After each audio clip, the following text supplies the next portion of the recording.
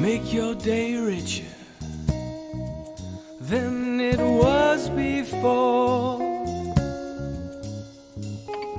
Got some good times knocking upon your front door. It's the Richard Wilmore Show.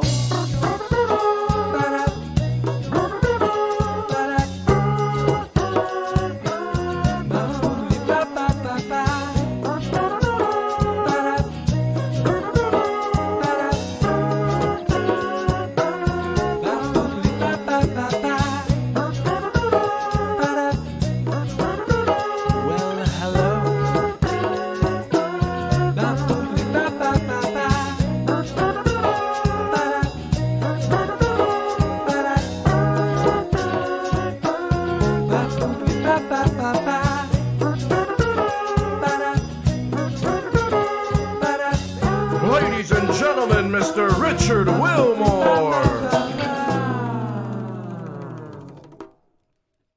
Watch the if you get a chance, there's a series streaming on is it Netflix? I want to say Netflix, called The Morning Show right now. It's on Apple TV. Apple TV, which we're on Apple TV. Oh well, there you go. So you and Jennifer Aniston and Reese nothing on Witherspoon. you. I think they're coming next week. Oh, Yeah, and I might make an appearance on their show. well, I neat. think. Well, I think that's well, yeah. I want, as soon as word got out that I was doing this, immediately, everybody else was on the phone. Everybody, Yeah. yes. Yeah. Can we please get in? Can we please get into your Yeah. schedule? Yeah, and you can. The answer is yes. Yeah, the answer is yeah. Yeah. And I assume those people get enormous amounts of money to go on those shows, or maybe not. Maybe it's a PR thing for them. It I don't know. depends. Tom Hanks shows up on. They get like $400 to do Oh, it. but it's not like a lot. Yeah, it's like part of their. It's their PR thing. Yeah. So they're promoting their newest book or movie or Right. TV show. Or Yeah. whatever. So hopefully Oh, well. you're not expecting $300 from me today. No, but the cup is. But the mug's worth at least like $3. At least. So At least. I can and sign nice. it, and well, then when did you I'm- design this yourself? I did. Nicely done. Yeah. Very good. Thanks. You should give them some of those away at the gala as well. I Or did. better yet, auction them off. Don't I just- did do it. We had swag bags, and Oh, everyone got a mug. well, neat. It's my favorite part of my show is the mugs. I love mugs. It's legit. It's sort of the mark of I've arrived. Yes. If you have a mug, I don't have a mug. Maybe that's been my publishing problem. Is You I could- don't have a mug. You could turn this into like a magnet. I could. That could be a magnet. I could a little version of it. Yeah. Yeah. Well, there are places that'll take any image you have and turn it into a million things: a T-shirt, a magnet, a mug. Canvas. You can wrap your Over there. car in it if you You want to pay the money to have somebody have your car with Richard Wilmore show. I used to have a driving around. magnet on my car with the Mhm. show. No, I'm talking. They will actually create the illusion of having painted your car with a custom version of this, but it's actually not a fabric, but a clear. It's like thing that. that's Yeah. contours to the shape of your. Would you car. ever do that? Well, here's the thing. Yeah. There are places that will pay you to have it done to your car so you can advertise on their behalf. Mm-hmm. So if you feel like driving your car around with a Coke logo or a Pepsi logo or a whatever and whatever artwork they want, there are places that will pay you to do that every month. Like you're sort of a rolling advertisement for them. I'm not really to the point where I feel the need to do that. But it is a thing. But you could do it for like I could put one of your books on my car. You certainly could. Can we talk about your books? We can. That's why you're here. It is. It Not is. just to Not talk about the about morning cars. show, which is Yeah. good, and cars. And mugs. And mugs. I mean, we can't talk about all of those. So how long have you been writing? Your entire life? In some fashion, yeah, with about a 35-year break, which is kind of I felt pretty rested after that. It's So back in high school, I did a little bit. I wrote bad poetry like everyone does in high school. And I had an English teacher who was supportive, and I guess they get paid to tell everyone that they're great. The next E.E. Cummings or whoever it is. But then no, the serious answer is around 2003, I by now had come to Texas from places north and was in Houston, and left the job and had about a year where it was, go do whatever you want. I had this idea for a book lurking around in my head, and it was that second one down there, World Hunger. And so I took that year and wrote that. Wow. And so that is a story about GMOs, genetically modified food, modified organisms. Right there. And so it's a story about, well, think about it in sort of Michael Crichton terms. What could possibly go wrong with this? And that's a book that offers one scenario about what could go wrong with that. And the image on the cover sort of gives you a hint of what direction that goes in. So it was fun. And I sort of got the itch and it was great fun to do. What was it like then to have your first book printed? It was How'd that feel? certainly pretty cool. I mean, everybody who has done that. So here's the thing: if you go out on the street and you canvass 100 people, I guarantee you 98 of them will tell you that they somewhere in the back of their mind they have an idea for a book, and they just haven't got around to it, or life has gotten in the way, or they don't quite know what to do, or it hasn't formulated yet. And there are a lot of things you have to deal with and questions you have to answer if you're going to do that. The good news is, as we were alluding earlier, there are countless options and tools and ways to do these things today that did not exist, certainly back when I was, in high school, and even until maybe 20 years ago. So a lot of things enabled by the internet and so forth and so on. Back in the day, if you wanted to physically see a book in print, you had no choice but to convince an agent, a literary agent, that you were sufficiently skilled, talented, whatever. They would take you on, and they would in turn sell your work to publishers, Random House or Penguin or whoever. And that was the only way it happened. Now, you can do all sorts of independent publishing, self-publishing. You can do paperback, hardback, ebooks, audiobooks, and all of these things, all of which were profoundly difficult, back in the day, are now very doable. Now they are still every bit as challenging if you aspire to be the next Stephen King or J.K. Rowling or whoever it may be. That said, though, quite a few well-known books, some good, some less so, but all of them quite popular, in fact, started out life as self-published or independent books, and went on to get noticed by someone, picked up by someone, maybe republished. Walt Whitman, for goodness sake, was a self-published poet. Really? For many, many years before he ever had a thing published by anyone. God help me for bringing up this example, but 50 Shades of Grey, that book which sold 80 million copies was a self-published book. Wow. So, you just never know. I will say this though, if your goal, and this is true of all the arts, but certainly writing, if your goal in doing this is to become rich and famous, you're in for a very difficult time of it. You have to do this stuff because you cannot not do it. You really just want to do it. And it doesn't matter whether it's, having a talk show or writing books or being in movies. There's plenty of independent film people out there who are in low budget movies every day, and no one's ever going to see them at the Oscar ceremonies or anything. They just do it because they love it. They love it. Yeah. That's and once in a for every, and I tell people this, whether like music, for example, for every famous popular musician, there are hundreds of thousands of people who are as talented, as skilled as the people whose names who will either spend their lives playing in bars or coffee shops, or maybe not even that. Maybe they'll just, sit at home and play their guitar, play their piano, write music, do whatever it is they do. It's you have to do it because you want to do it. It's really interesting. Like when you were talking about like musicians, so many people don't even go out to bars. They just do their stuff, throw it on the internet, throw it on TikTok now, throw it on. Yeah.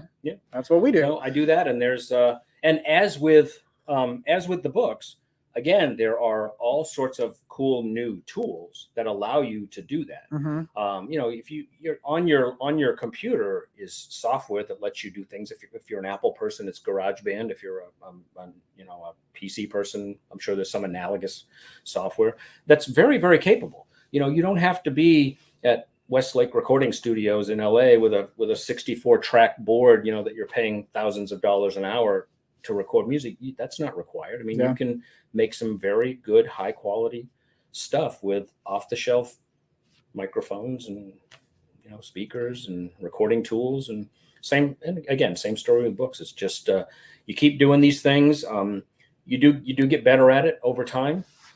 It is useful, by the way, in certainly in writing and with music as well, to get as wide an audience as possible, if only for feedback purposes. If all you do is listen to your mother tell you how great you are, then maybe you're not going to get too much better. So it is valuable, if painful, sometimes to hear things from people who you don't know. And so, all of these books, for example, are on Amazon. So while I'm certainly no Stephen King, I mean, people that I don't know, buy them and read them and provide comments on there and tell me what they do or don't like. And I get the occasional email. I'm not inundated with fan mail or anything like that. You will after this. I'm sure. It's positive. Life-changing. Yes. But yes, you do want to get better as you do things. I love that all of your stuff is sort of different. So it feels like whatever kind of mood you're in, or like whatever is like boiling up is like, I love that. I think it's so cool. It's cool unless you're trying to get books in a bookstore. I suppose, because then they don't know where to put you. Categorize you. Bookstores want to put you in young adult or fiction or literature or poetry or whatever it is. And if everything you write is different than everything else you wrote, then they kind of throw up their hands. And I used to work at Borders, the bookstore, for 15 years. I worked there. And yes, so people walk in and they say, "Well, where are Swain's books?" And they're going to go, "Well, we don't know. It's not a recipe." It's never good when it's like it's over there and then he's over here, and yeah, exactly. Yes. So, but I'm blessed with a short attention span, and so one of the manifestations of that is everything I write is different than everything else I write, but it keeps it interesting. That's so cool. Keeps it interesting. We're gonna switch to poetry now. Poetry. That's my favorite book jacket. And that is the newest collection of poems. I was involved with poetry for a long time in Houston and here. But gosh, I keep these things in these big ring binders, printout copies. And I think the last time I counted, I had written like 1,100 poems or some god awful number. Wow. And so I pick out what I think are the best ones, and something with some thematic cohesion, so it isn't just totally all over the place and then put together a collection. Now this guy is a difference. This is a poetry book, but if you look at the cover carefully, it doesn't say a poetry collection. It says a poem. We'll jump to this. Yeah. So that is a single 110-page long poem. And if you look at it, you'll discover that every one is its own little individual sort of vignette. And the way that book came about was, gosh, and I don't even remember the year, but I was living in Houston and a hurricane was coming through and it was supposed to be a bad one. And so the mayor said, terror, doom, flee, everybody. And everybody hopped in their car and drove somewhere else. But instead of going somewhere else, what I did was for about 4 days or 5 days, I drove around the southeastern U.S. more or less at random. And the only rule I had for this little road trip was I was not allowing myself to go on any highways. So it was all back roads. Oh my gosh. And when you do that, you discover all these little dinky towns that have an intersection, right? And one stoplight and a general store and a bunch of whitewashed windows and things, and just little tiny towns of 50 people, 80 people, 200 people, that sort of thing. And so that turned into, so each of those places that I drove through or went or visited or whatever, I wrote this one little poem like the one on the back of the jacket. And so that's a collection of all of them assembled. And basically it's a road trip through every state in the country. Oh my gosh. So it's broken up into regions. There's a Northeast section and a Southwest section and that sort of thing. And every state in the country is represented in there with at least one, sometimes 2 or 3 of their own little vignettes or mini poems or whatever you want to call them. So that was a terrific amount of fun. And I always have in the back of my mind expanding that or, doing another version of it, because of course there's endless little stories like that around the country. Who, do you like to read? Like, what type of book do you like to read? Or does that also change? It changes, but I make a conscious effort to go back and forth between the serious, literature and the not so serious sorts of things. I mean, I'm from Maine, so I have to like Stephen King. That's a state law. So I've read, of course, everything that guy's published, and his books in hardback would extend from here to that wall over there. So that sort of thing I like. But I also like the current crop of well-regarded literary writers, Michael Chabon and Franson and people like that.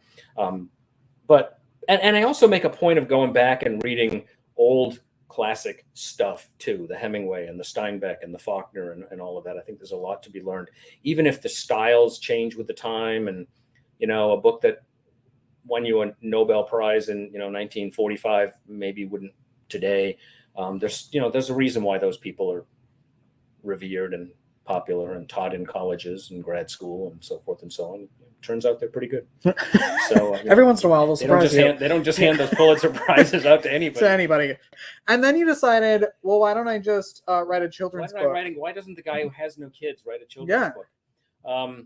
That outside perspective is the best one. It is, and that's a funny story because I wrote that quite a while ago. Was pretty happy with it. Of course, being a kid's book, the one thing that's different from all the others is it needs pictures. Mm-hmm. So, how do I do that, right? And I went on a website that's sort of a neighborhood kind of thing, and I just put a little thing out, and I said, who lives in this area that's good with illustrations of animals?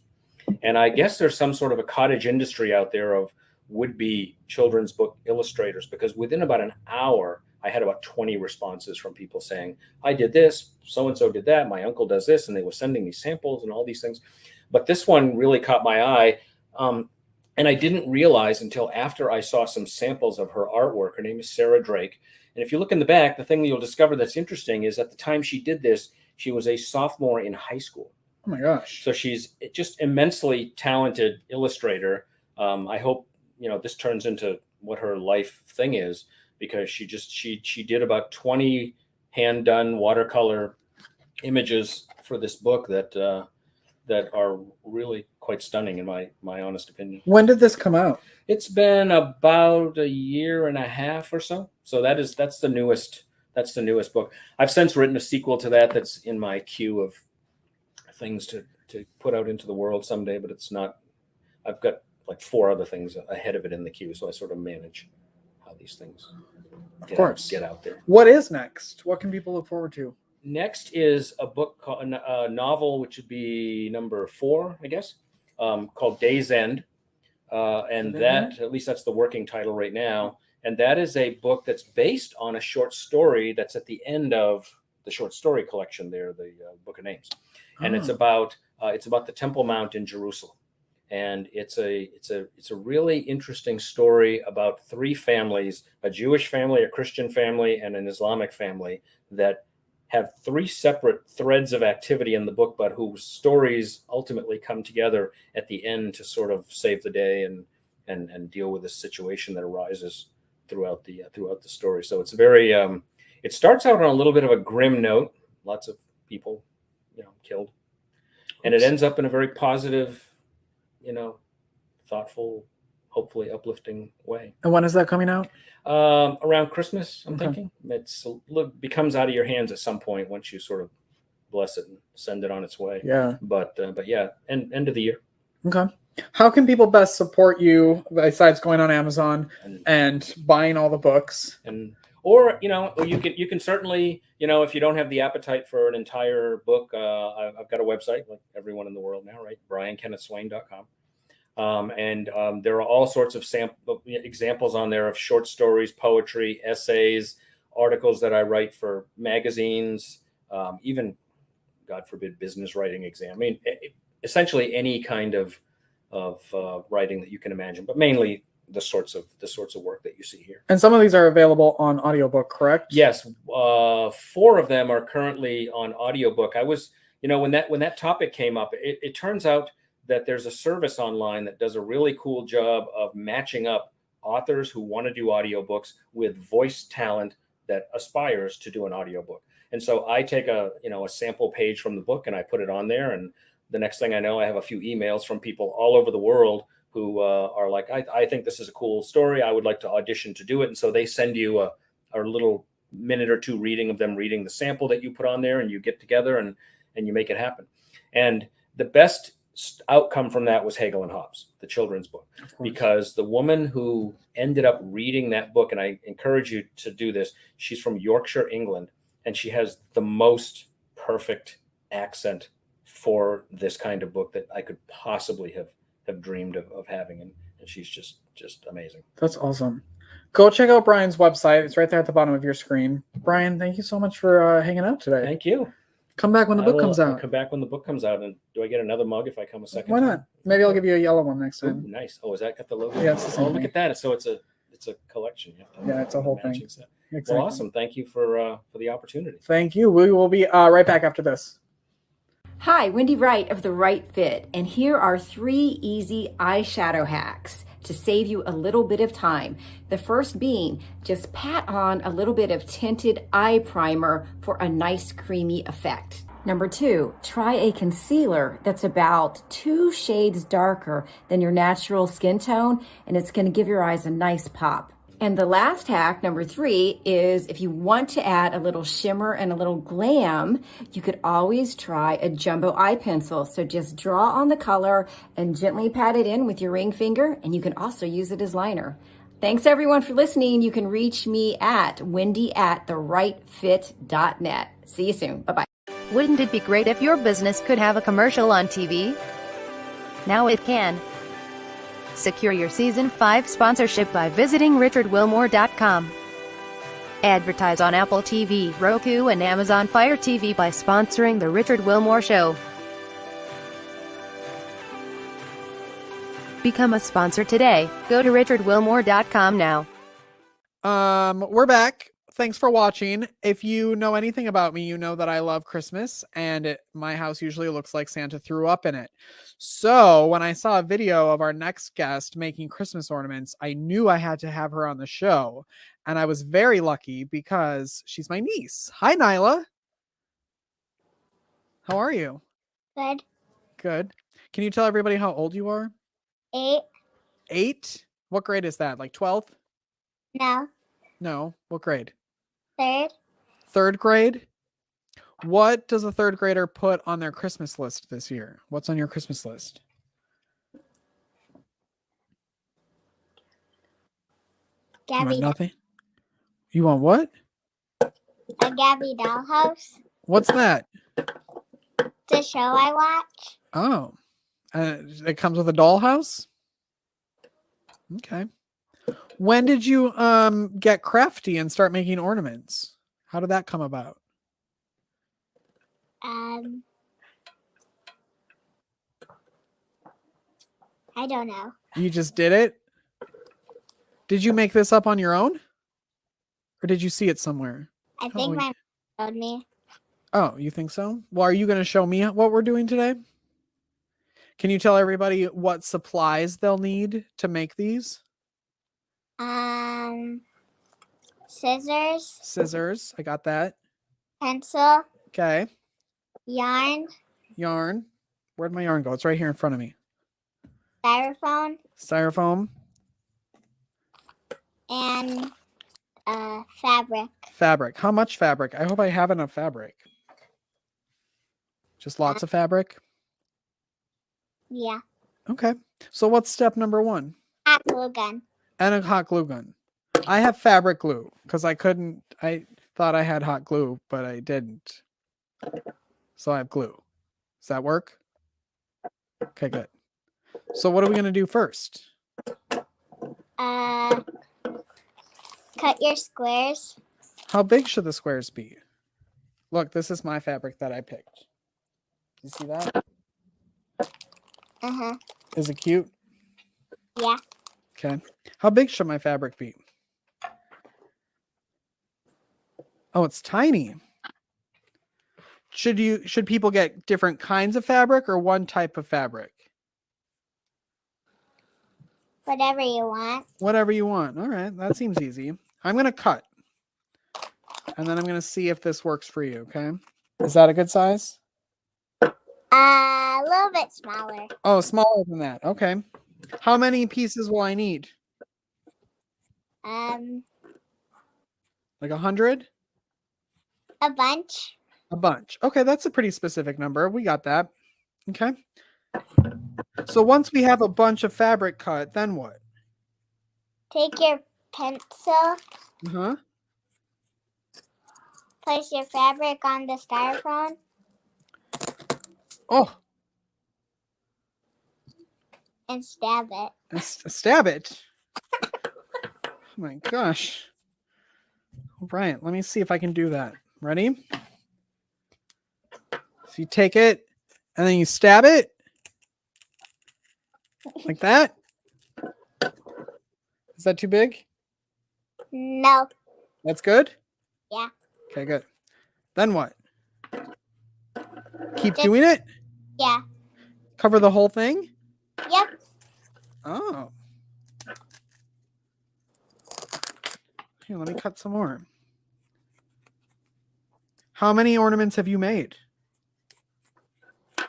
2. 2. Do you have any with you that I can look at? Your finished product? Let's see. Let's make that bigger. How long do those take to make? I don't know. Like an hour? Maybe. Maybe. Wait. Maybe. Maybe. Are you going to give those to people as presents this year? I don't know. You don't know? Well, if you are, I'll take one because they look cute. Have you made anything else? What other like crafty things can you do?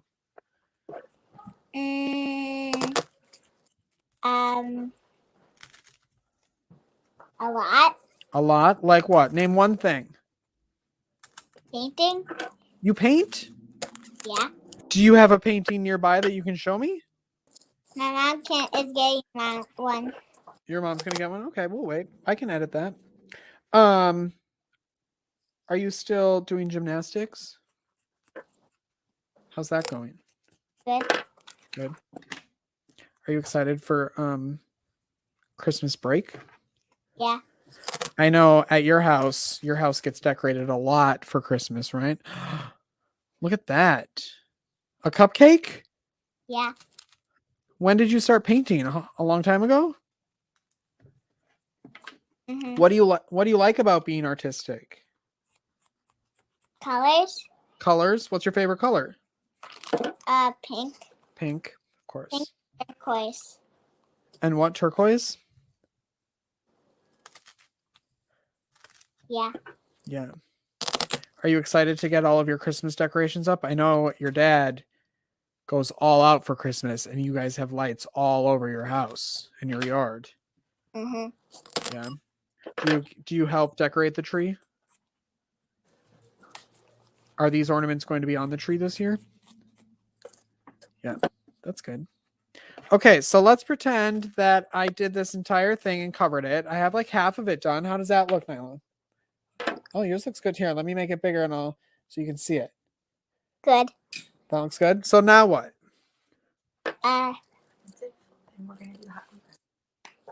You do the hot glue gun. Okay. And what do we do with the hot glue gun? And this is probably where mom helps out. Yeah. That's probably safe. Loop it and Oh, so we cut the string. yeah. Okay. And that you can do however long you want to make it. Yeah. Right? Okay.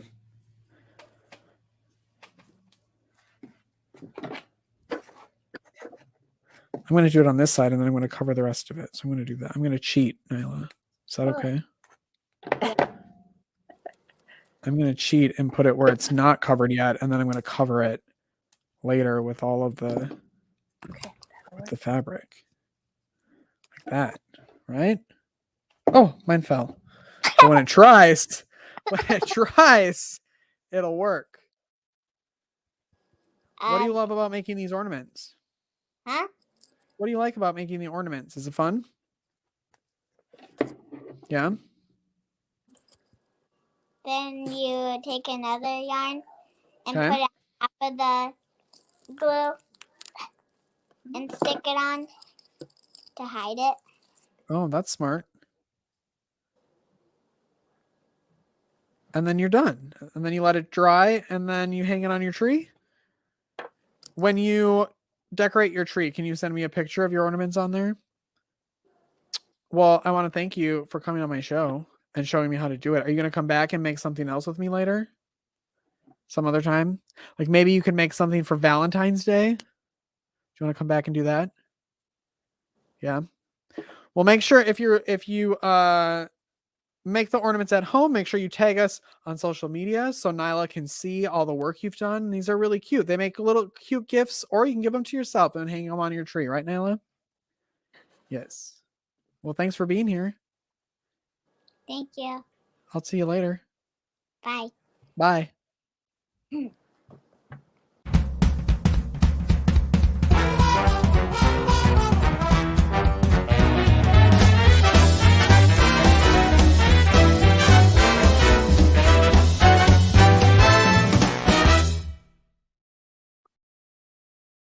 Hello, all the fabulous Richard Wilmore Show guests. I'm Stacy Andon, Master Life Coach, lover of life, and I am here to take a moment with you today. So often the world right now is busy and spinning and lots of things going on. So if you just take 5 seconds with me, close your eyes, put your hand on your heart, breathe in, breathe out, and allow yourself to be in this moment. That you can do anytime, whether you're driving, not with your eyes closed, obviously, but driving anywhere you are where you're feeling a little bit out of sorts, come back in and take that 5 seconds. Have a beautiful day.